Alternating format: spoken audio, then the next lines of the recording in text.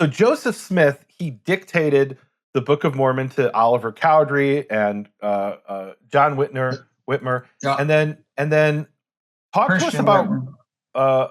and Christian Whitmer. Talk to us about what we have here at the top of this image. I'm going to share my screen. Oh yeah, let's go back to that. Yeah, because that's what in my field we would call a paratextual notation, right? It's not They actually are. part of the text. I call them extra canonical. Okay, fair enough. So when Oliver Cowdery was taking down dictation, the first page here, actually we're missing 1 and 2, the very beginning of First Nephi. Then we're in the middle of, I think, the second chapter and page 3, and it's in Oliver Cowdery's hand, the whole page, and he goes to here on the 4th page.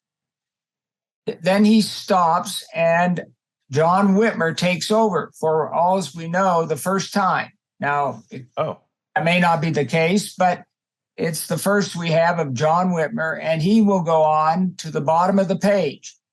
Now, he was supposed to write, when he was done, a notation at the top, the header, telling what this page was about. And he never did write them. His brother, Christian Whitmer, wrote every one of them. So Nephi goeth up to Jerusalem to bring probably back the plates or something. But so he wrote it. So Christian Whitmer, when the main thing that happens is, except for this exception, we can generally find the last person writing on the page writes the header. So it means they don't know in advance what it's going to be about.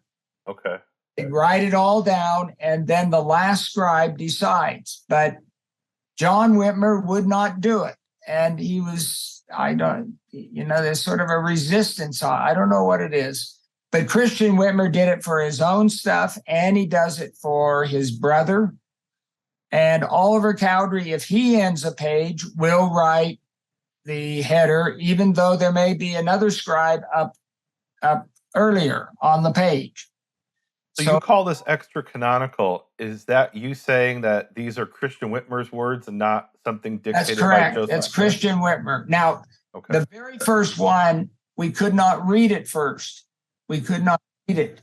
It was so difficult. But finally, Robin Jensen, my co-editor, was able to get somebody to make an image that it actually read. We could read it. And he brought it down to me on his computer, and I read it off. And I have it. It's actually, hold on. Wait, so how do you know that Joseph Smith didn't dictate those words at the top of the page?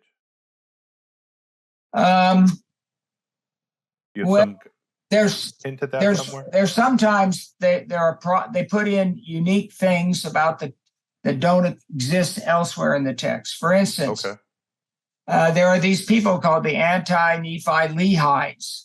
Right. Never Lehites. You would expect maybe Lehites given the Book of Mormon. Well, when Oliver Cowdery wrote the header for that page, he put anti-Nephi Lehites.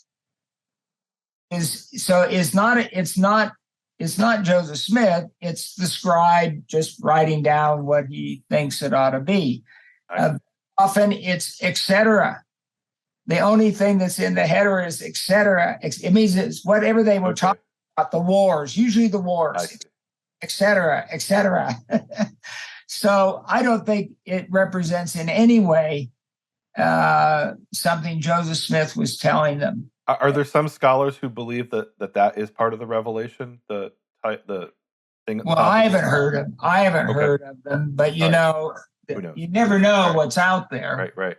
So I want to show what's on the website of the Joseph Smith papers, and you have something which is a better image. You're saying, kind of cool. So this is page 3 at the top. Well, there's the top where you can't read it. So this is the one you can't read. But they did an image where you could read it, and it's supposed to be put online now. And it might be, and I just don't know where it is. It's possible. I don't know either. I haven't even looked, but they keep. But let me. So this is the header that's illegible, but you have a better photo. No, I don't. Oh, you don't. The photo I took it off of, Robin Johnson had.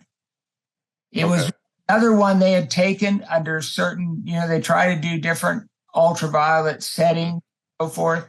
I'll tell you what it reads. It's I put it in the book.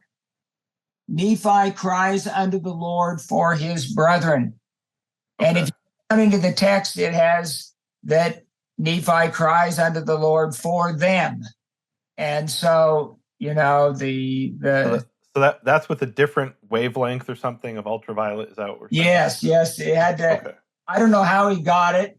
Frankly, I had not been able to. I'd only been able to read the word brethren. Only brethren. I really couldn't read. So my transcript in my book in 2001 has brethren. Okay.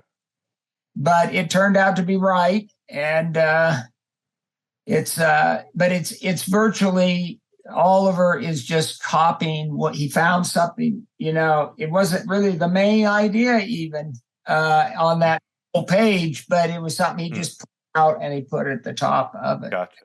It's done.